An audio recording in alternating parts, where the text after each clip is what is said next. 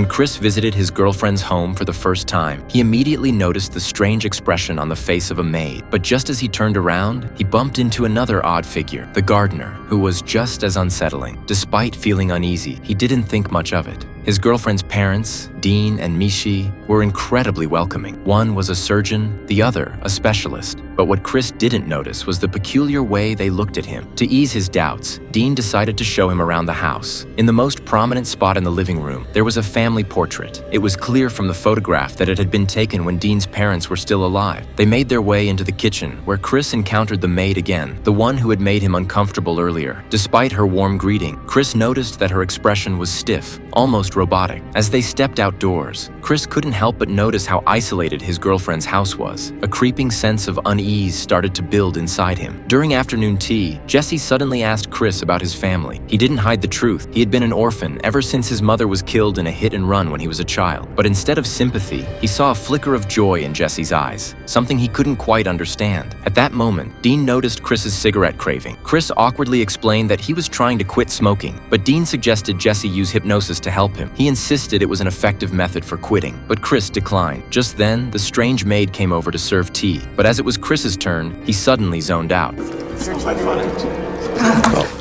Oh, I'm so sorry. Oh, that's look what okay. Why don't you go lay down? Just get some rest. Yes, I think I will. Good. Soon after, Jesse's younger brother came home. As they were hosting a grand party the following day, Chris was feeling the pressure. It was his first time attending a party as Jesse's white boyfriend. He couldn't fall asleep the entire night. However, when he got up, he noticed that the door had somehow been opened and a cigarette had already been prepared for him.